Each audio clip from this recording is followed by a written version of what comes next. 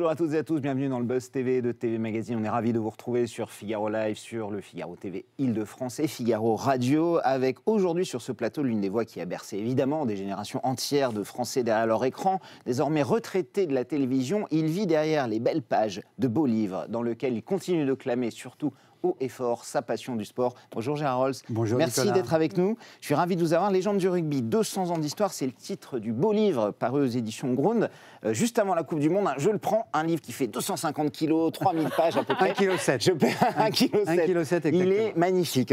Cet ouvrage, vous l'avez coécrit avec votre fils Julien. On passe absolument tout en revue. Il y a l'histoire du rugby, il y a son folklore, ses traditions, les règles, les anecdotes. Voilà. Et puis, bien sûr, on n'oublie pas l'équipe de France, dont on parle aussi beaucoup dans ce livre. Ma première question sera très simple, Gérard.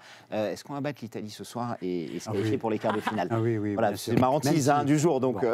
Même si j'adore les Italiens qui m'ont super bien reçu lorsque je vivais à Rome avec ma femme, je suis allé les voir s'entraîner plusieurs fois parce que l'entraîneur à l'époque était français, c'est Jacques Brunel. Ouais. Et grâce à Jacques, donc, il m'a présenté au fur et à mesure tous les joueurs italiens. Donc beaucoup on m'a donné le maillot. Alors je ne vais pas oser mettre le maillot ce soir. J'ai le numéro 22 dans le dos, le vrai maillot d'Alan qui va jouer ce soir.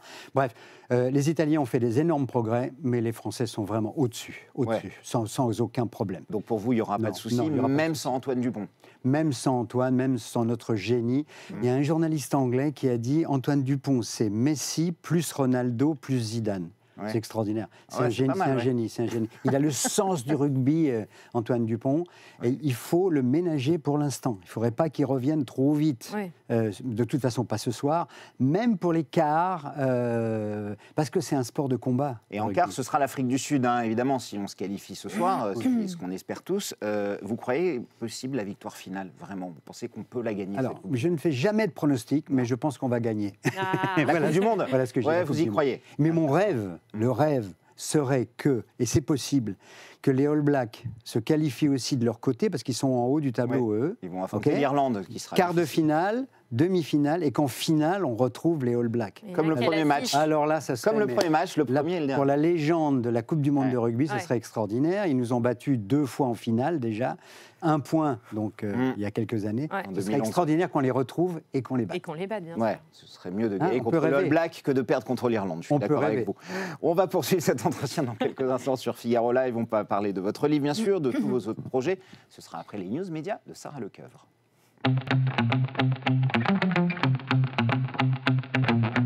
Ça va Sarah? Je ne vous ai même pas dit bonjour au début, je suis parti direct avec Gérard, voilà, je manque à tous mes devoirs. On démarre ces infomédias avec cette info qui a secoué le monde de la télé. Alors personne s'y attendait hier soir, le transfert de Bruce Toussaint, qui quitte BFM pour TF1. En plein début de saison, on est au mois d'octobre, il a repris depuis un mois. Et bien, le journaliste a été appelé par la première chaîne pour présenter la matinale qui sera lancée dès début 2024, donc dans quelques mois.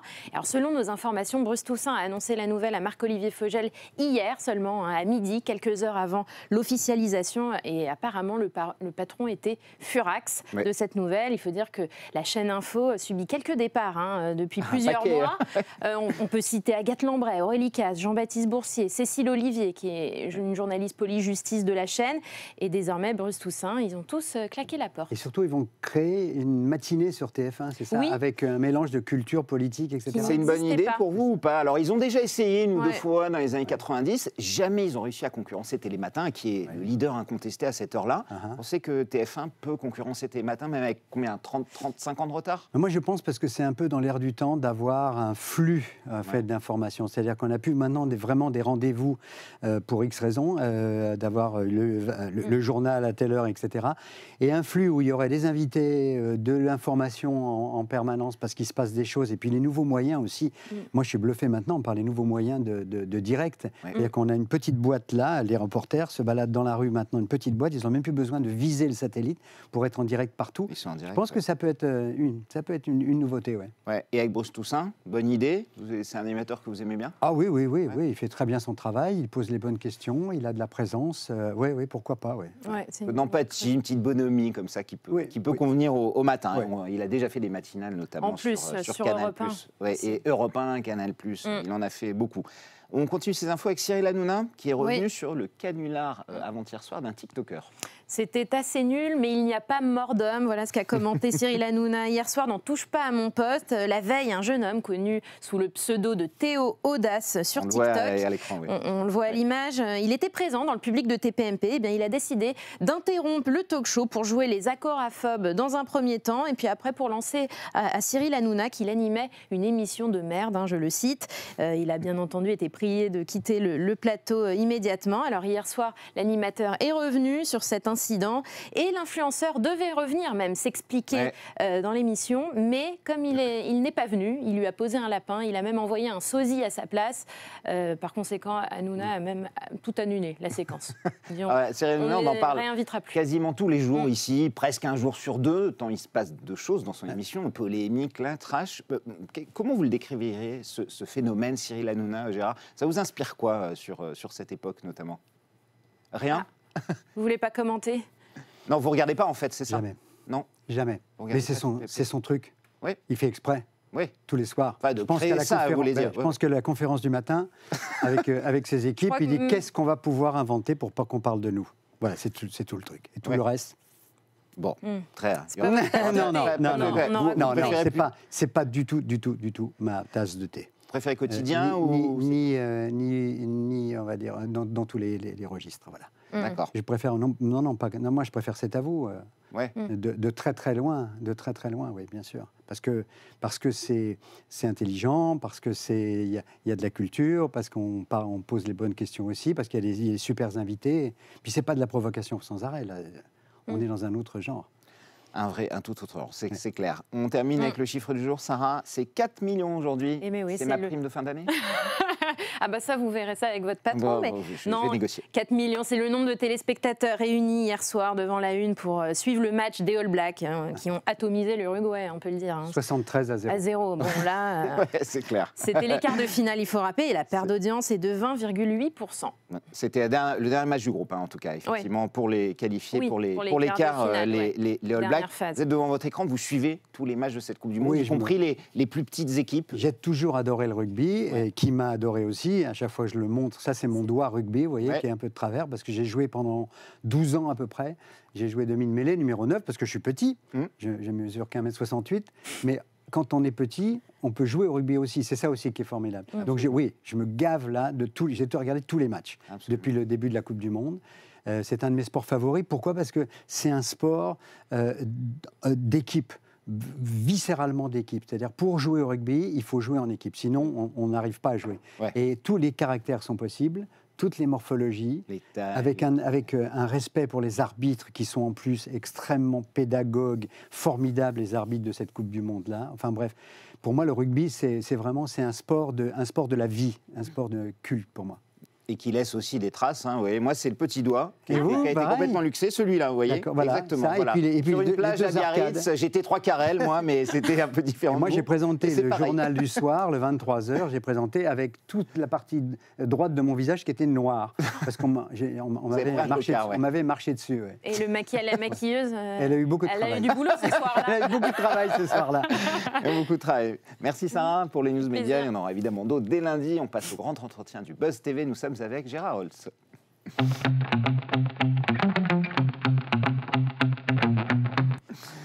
Légende de rugby, 200 ans d'histoire, c'est le titre de ce magnifique ouvrage sorti aux éditions Grund, que vous voyez à l'heure actuelle sur notre écran. Alors, 200 ans d'histoire, pourquoi Gérard ? Parce qu'en 1823, un étudiant anglais qui s'appelle William Webb Ellis, d'un seul geste, a on va dire, tout lancé pour le rugby. Vous pouvez nous raconter cette histoire ou cette légende, parce qu'on n'est pas sûr exactement des origines du rugby. William Webb Ellis, c'est le nom de la Coupe du Monde. Le trophée a été créé. On a fait une grosse enquête. C'est mon fils Julien qui a fait la grosse enquête. Quand il a interrogé des gens de l'époque, c'est ça ? Déjà, le fait que ça soit 1823. Donc ça tombait à merveille avec la Coupe du Monde. 200 ans, pile. Et puis cette histoire-là, où on a beaucoup douté en fait, des circonstances. En fait, ce qui s'est passé, c'est très simple. Les étudiants dans le collège de rugby, donc rugby qui est une ville d'Angleterre, c'est le nom d'une ville. 300 km de Londres, au nord de Londres, dans le Warwickshire. C'est donc un collège qui s'appelle rugby. Donc ils jouent au football. sur le big side, donc c'est le grand terrain, un peu comme à Paris où il y a Bagatelle ou Vincennes, enfin bref, il joue au football, et puis William Webelis prend le ballon à la main, il dit j'en ai marre de recevoir des coups dans les jambes, de les jambes cassées, les entorses, des choses comme ça. Moi j'en ai marre, je prends le ballon et je vais le poser dans l'embut adverse. Dans le but de foot. Et tous les copains, voilà, tous les copains disent mais t'es fou, mais qu'est-ce qui se passe? On n'a pas le droit de toucher le ballon à la main. On n'a pas le droit. Il me dit si on se le passait le ballon, plutôt que de shooter dedans sans arrêt. Et les autres ont dit oui, d'accord. Et là, ils ont commencé avec le ballon rond, le ballon de football, et puis il est tombé 1 fois, 2 fois, 3 fois, et puis il pleuvait parfois, il pesait 1 tonne. Ils sont allés voir le cordonnier qui est juste à la sortie du collège, qui s'appelle William Gilbert. Ils lui ont dit, écoute, tu nous fais nos chaussures apparemment et tu les fais bien, t'as pas une petite idée, qu'est-ce qu'on pourrait faire avec le ballon? Il a pris 4 panneaux de cuir, il leur a dit, moi je vais vous faire un ballon ovale, et comme ça, vous allez le porter sous le bras. Qui tient mieux, évidemment. Qui tient mieux sous. Et il a inventé le ballon. Ça s'est développé. Il en a fabriqué. Gilbert est la marque la plus connue du monde. Qui sont les ballons de la Coupe du Monde. Ce soir, il joue avec un ballon encore Gilbert. C'est extraordinaire parce que ça s'est développé. Alors le ballon a changé. C'est plus du cuir. Je sais pas, Nicolas, quand vous avez joué, moi j'ai joué avec un ballon en cuir à l'époque. Quand il pleuvait, avec la boue, il pesait 1 tonne. Aujourd'hui, maintenant, c'est du synthétique. Et il y a des petits picots sur le ballon qui permettent normalement de mieux le saisir.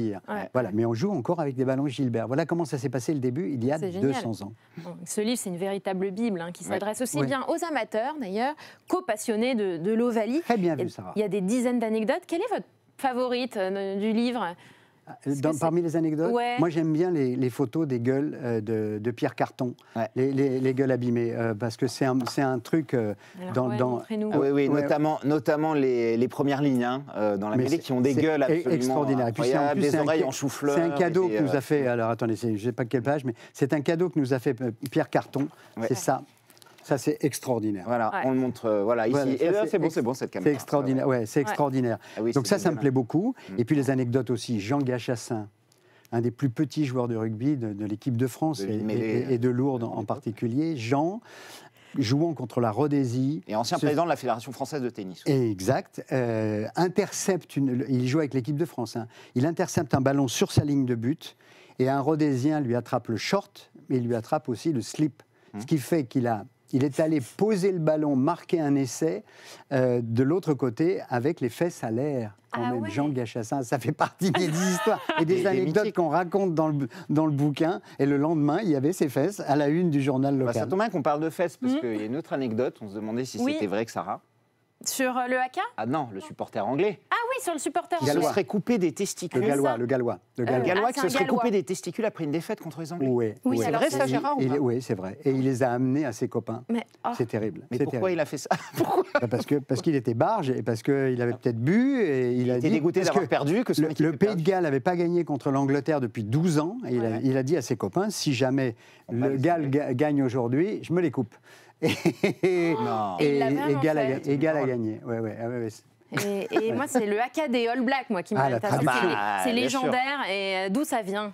Vous le racontez, ça aussi. Et pourquoi ça nous fascine autant? C'est fou, quoi. Parce que c'est un mélange de folklore, d'authenticité, de sincérité. C'est une façon aussi de se mettre dans le match et puis de rappeler les origines, de rappeler les racines des Maoris en Nouvelle-Zélande. Moi, je trouve ça très, très fort.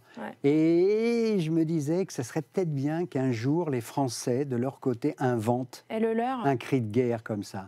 Comme ça se fait à Fort Boyard. Avant chaque émission. Voilà, on pourrait inventer un truc avec une baguette de pain et un béret. Non, je dis pas. Mais Fort Boyard, c'est toujours plus vite, toujours plus haut, toujours plus fort. C'est Pierre de Coubertin. Oui, alors c'est pas lui qui l'a dit, mais c'est vrai, mais ça lui est attribué en fait. Exact, effectivement. Mais moi, j'aimerais bien que les Français fassent aussi comme ça.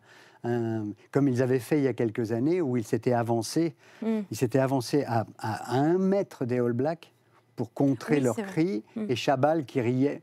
C'est un moment très très fort. Alors, on parle beaucoup de plein de choses dans ce livre, notamment on revient aussi sur la colonisation du rugby qui est très intéressante. Est-ce qu'aujourd'hui, 200 ans après ses premiers pas, le rugby reste un sport créé par des Anglais, géré par des Anglais et quasiment tout le temps gagné par des Anglais, des anglophones, on va dire. Oui. La Nouvelle-Zélande, l'Australie, l'Afrique du Sud. Alors des oui, colonies. mais il se passe un peu le même phénomène que dans le cyclisme, c'est-à-dire l'internationalisation de ce sport. La preuve, c'est qu'on a il y a des équipes au Chili, en Uruguay. Au Japon, il y a des endroits surprenants. Le Japon qui a fait des progrès extraordinaires. Donc on a une vraie internationalisation du sport et surtout, cette Coupe du Monde permet, une fois de plus, de faire encore mieux connaître le rugby et d'en faire un sport vraiment populaire. Ouais. Moi, je pense aussi que dans nos quartiers, dans les fameuses banlieues où il y a des gamins qui ne savent pas quoi faire, ça serait peut-être bien que plutôt que de faire du foot, ils se mettent au rugby. Et qu'il y ait des animateurs, qu'il y ait des moniteurs de rugby, que des entraîneurs aillent dans les quartiers chauds pour leur apprendre ce que c'est que de jouer en équipe et de se respecter les uns les autres. Ça serait vraiment pas mal. Tout en se défoulant, parce qu'on peut se défouler au rugby. Ça serait idéal. Voilà, sport de combat, donc il n'y a pas que la boxe, le judo ou le MMA dans la vie. Et ce serait, moi je pense que ce serait vraiment formidable de faire ça. Est-ce que ça pose pas un problème, par exemple, pour les téléspectateurs? Beaucoup découvrent le rugby, le grand public, qui ne regarde pas comme vous ou moi, des passionnés, tout le temps, de voir des scores, des 96-0, 73-0, c'est difficile pour des amateurs. Je vois des gens autour de moi qui me disent mais c'est n'importe quoi ce match, il y a trop. Puis il y a beaucoup d'écart entre les meilleures équipes et les plus faibles, ce qui n'est pas le cas au foot. Oui, la France peut battre la Jamaïque au foot sur juste 1-0. On l'a encore vu hier soir, on voit des gars qui prennent la pâtée, on va dire, les choses 73-0, mais qui en même temps donnent le cœur et vont au bout de leur rêve de jouer contre les All Blacks. Moi j'aurais adoré prendre même 100 points contre le All Black, parce qu'ils jouent dans un grand stade avec un public. D'abord, les stades sont pleins, ça aussi il faut le remarquer, que pendant cette Coupe du Monde, les stades sont pleins, y compris pour entre guillemets ce qu'on peut appeler les petites équipes, le Chili, l'Uruguay, entre autres la Namibie. Au départ, on connaissait à peine les joueurs et pourtant les stades sont pleins. Donc ça, non, moi je pense que c'est pas grave qu'ils prennent comme ça des scores à partir du moment où on joue vraiment et qu'il y a des essais, il y a du spectacle et qu'on se respecte les uns les autres. Et vous préférez le rugby au football aujourd'hui? Ah oui, pour moi. Ouais. Ah oui. On l'a un peu compris, c'est aussi par rapport à la mentalité. Là, voilà. D'abord, je l'ai répété, au rugby, on est obligé de jouer ensemble. Au football, on peut faire des actions. On l'a bien vu avec le PSG l'année dernière, avec les Neymar, les Messi, entre autres. Qui jouent tout seuls, quasiment. Jouent ensemble. Ensuite, il y a un respect formidable de l'arbitre. L'arbitre fait 2 têtes de moins que les joueurs.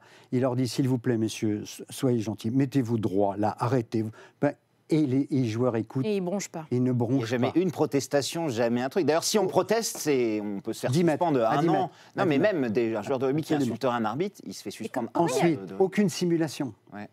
Il y a une phrase formidable d'Olivier Brouzet, un ancien joueur, qui dit « Chez nous, c'est des bobos, dans les autres sports, c'est des blessures. » Il n'y a pas de simulation. Ils ne simulent pas du tout. Non, okay, ils sont mal, et donc, ça reste un sport de vraie valeur.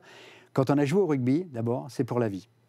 Parce que ça a marqué. Le fait de jouer avec les copains, c'est un combat, c'est un vrai combat. C'est-à-dire qu'on se rentre dedans, sans se faire mal, avec de la loyauté, ça aussi. C'est toutes des valeurs. Et des règles, évidemment. C'est toutes des valeurs, là, qui me font, moi, personnellement, préférer le rugby au football. Et la différence, c'est qu'il n'y a peut-être pas les mêmes sommes d'argent qu'il peut y avoir ça commence au football. un peu.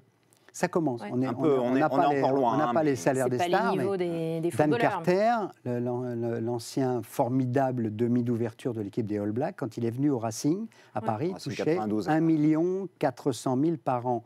C'est quand même bien. C'est quand même très, très bien. Antoine Dupont touche à peu près 50 000 par mois, ce qui est un salaire très bas en foot. C'est à peine le salaire moyen de la Ligue 1. Et on le cite dans le livre, Pierre Albaladejo, qui était quand même numéro 10 de l'équipe de France, en tournée à l'autre bout du monde, il touchait 7 francs par jour. 7 francs, c'est-à-dire 1 euro. On ne pouvait même pas s'acheter les cartes postales. Mais on était en équipe de France. Quand vous voyez, annoncé hier, la Coupe du Monde de foot 2030, organisée sur 3 continents, 6 pays, vous dites super, vous dites c'est devenu n'importe quoi. Je dis ça, c'est n'importe quoi. C'est n'importe quoi. C'est la FIFA a craqué. Pour vous, l'appât du gain est trop fort. Exactement, c'est le business. Alors là, c'est le sport business française dans toutes ces errances, ces folies. Mais c'est pas possible. Mais c'est pas possible. Comment on va faire? D'abord, l'avion, sans arrêt, on va être avec les avions. Le carbone, messieurs, un minimum quand même. Respectez ça. Vous jouez un match en Argentine, après vous allez jouer à Madrid, après le décalage à Marrakech. horaire, mais n'importe quoi. Au lieu de faire ça dans un pays, au contraire, même déjà. L'idée, qui était une idée, je crois, de Michel Platini, de faire un championnat d'Europe en Europe, dans plusieurs pays, c'était à mon avis déjà tout à fait incongru. Le Covid, la Coupe du Monde, c'est stupide. C'est stupide. Et Gérard, alors c'est la sempiternelle question qu'on vous pose. Ça vous manque de commenter le sport à la télé? Pas du tout. Non, vous ne pourriez pas y revenir. De temps en temps, non, j'ai aucun regret, aucun remords d'avoir quitté la télévision par amour, je le répète, pour suivre ma femme à Rome. Non, ça ne me manque pas. J'en profite beaucoup. J'y vais, je vais au stade de temps en temps, je vais à Nice soutenir les Aiglons, je vais voir l'entraînement de l'équipe de France. J'étais allé voir l'année dernière, j'ai appelé Fabien Galtier. L'équipe de France était à Nice, en stage. J'ai dit à Fabien, est-ce que je peux venir? Il me dit, tu peux? Non, tu dois venir me voir. Je suis allé le voir, parce que c'est un ami formidable. Et là, je découvre la nouvelle méthode d'entraînement de l'équipe de France, avec 5 ordinateurs sur le bord du terrain. Et les gars ont des puces dans le maillot. Ils ne sont pas des punaises, mais ils ont des puces dans les maillots pour analyser en data tout ce qu'ils font. On est passé avec Fabien Galtier et son équipe dans une autre dimension. Juste, je reviens là-dessus, je sais que vous n'avez aucun regret, vous êtes très content de votre nouvelle carrière. Quand vous voyez ce qui arrive, par exemple, aujourd'hui à Patrick Montel, que vous connaissez bien, que vous avez bien connu, est-ce que ça vous fait un peu de la peine pour lui? En fait, il cherche une accréditation, en gros. On rappelle, pour commenter les JO, il a créé son propre média qui s'appelle Radio Montel. Il ne demande pas à être embauché sur une chaîne et on ne veut pas l'accréditer. Alors, le cas de Montel, c'est un quiproquo complètement fou parce qu'il n'a pas fait de faute du tout, quoi. Et le fait qu'il arrête, c'est pas bien du tout. Oui, vraiment, j'étais très triste pour lui. Très triste pour lui au moment où il a quitté France Télévisions. Et c'est vrai que combien de gens... Il a dit qu'on ne lui avait pas trop laissé le choix, en fait. Et il nous manque. Il manque parce qu'on manque de passion, on manque de personnalité. Et ça, c'est vrai pour toutes les chaînes, mais la télévision, c'est un média chaud. Donc, il faut avoir un rapport avec celui qui nous parle. Il faut, d'une certaine façon, ou l'admirer, l'aimer, ou même de temps en temps, le détester. Non, c'est pour revenir à ce qu'on disait tout à l'heure. Mais il doit être accrédité ou pas? Émission. Il doit être accrédité pour vous? Il faudrait qu'il soit accrédité. Je dirais qu'il y a une cabale contre lui presque du comité d'organisation. Il faut qu'il soit accrédité, oui. Il faudrait lancer une pétition. Faites-le, vous. Il l'a fait. Cyril Hanouna a promis de l'aider. Et sur son plateau, il a dit Cyril Hanouna. Il a promis de l'aider. Bon, on verra. Et peut-être un mot sur Jean-Pierre Elkabbach, qui a été votre patron à France Télévisions et qui nous a quittés cette semaine, en début de semaine. Quel souvenir vous en gardez? Alors moi, je l'ai dit plusieurs fois, c'était l'eau et le feu, tous les deux. C'est-à-dire qu'on ne s'entendait pas bien dans la vie privée parce qu'il n'aimait pas mon humour, par exemple. Moi, j'aime bien faire de l'humour tout le temps, vous le sentez. Il aimait bien le sport, il faisait du sport beaucoup. Il faisait 1 heure de gymnastique. Oui, de gym, mais il s'entretenait beaucoup. Oui, mais il s'entretenait, c'est vrai. Mais donc, l'eau et le feu, pourquoi? Parce que professionnellement, pour moi, c'était un modèle absolu. Pour moi, c'est le meilleur intervieweur qu'on ait jamais eu et qui a fait ensuite des enfants, des petits et des petites. Sonia Mabrouk, Léa Salamé, entre autres. Donc, intervieweur extraordinaire, patron aussi formidable, parce que c'était Monsieur Plus, Jean-Pierre Elkabbach. Il voulait absolument que nous, les reporters ou les présentateurs, on ait l'information avant les autres, le scoop, qu'on ait le reportage que les autres n'avaient pas. Donc il nous poussait comme un entraîneur d'une équipe, par exemple de rugby aujourd'hui. C'est ça qu'il voulait. En revanche, c'est vrai qu'il m'a viré du journal quand même, du journal télévisé. Je présentais le 13h et le 23h et le 20h, d'ailleurs, puisque j'ai présenté le 20h. Il m'a viré du journal, mais ensuite, je n'ai pas pu lui en vouloir très longtemps parce qu'il m'a repris par le col pour me remettre à l'antenne et me donner la succession de Nelson Montfort sur le journal des sports qu'on a appelé Tout le sport. J'ai lancé Tout le sport en 1994 grâce à... C'est 30 ans là d'ailleurs. Il m'appelle, on est pendant les Jeux Olympiques de Lillehammer, il m'appelle en disant « c'est Elkabbach ». Oui, Jean-Pierre. Ouais. Écoute, tu es devenu un grand professionnel. c'est toi qui vas faire tout le sport à la rentrée, en février 94. Donc j'ai dit, merci Jean-Pierre, merci. Et j'ai oublié le fait qu'il m'avait viré. Voilà. Je pense que dans la vie, il faut tourner les pages. Ça va être l'heure de passer à notre rubrique au suivant. Notre invité d'hier, vous ne le connaissez peut-être pas, c'était Jonathan Roumie, un acteur américain star de The Chosen sur Netflix ou La Nuit au musée. Et c'est très étonnant, mais il avait une question rugby à vous poser. On l'écoute. Okay. Combien de joueurs de rugby ont toutes leurs dents? C'est super drôle. C'est super drôle. Yes, congratulations, Jonathan. You're right, man. Ils ont des protège-dents souvent, mais alors en plus, ils les maintenant, perdent quand même, non? ils ont des protège-dents en plus tatoués pour faire semblant d'avoir perdu des dents, d'avoir de temps en temps des trucs noirs au milieu. Voilà. Pas mal de joueurs ont perdu des dents, mais c'est rien par rapport au hockey sur glace. Au hockey sur glace, j'avais mon copain Alain à Chamonix, qui était en équipe de France, qui avait perdu toutes ses dents au hockey sur glace, avec les coups. On en perd de moins en moins les dents. Non, là, c'est vrai que le rugby a changé, que ça devient un sport maintenant d'affrontement, un vrai combat, à haut niveau professionnel. C'est pas vrai forcément chez les jeunes, et que les commotions cérébrales, les vertèbres, ça pose un vrai problème aujourd'hui. Je pense, par exemple, qu'il va falloir peut-être interdire les plaquages à deux. Et surtout, maintenant, revenir à des plaquages en bas, sur le bas du corps. Parce que très souvent, maintenant, les gars stoppent le joueur en haut, et c'est là où on se cogne les têtes. La preuve, Antoine Dupont. Ça va être à vous dans un instant, Gérard, pour la rubrique au suivant.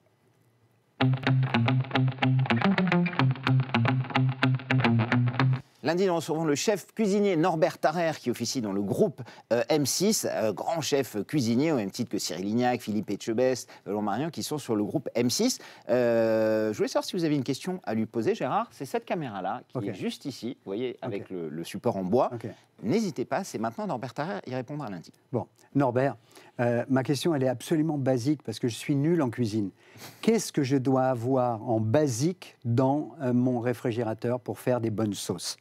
Mon fils, de temps en temps, me dit de la crème fraîche, des oignons, de l'ail, des herbes. Norbert, il faut m'aider.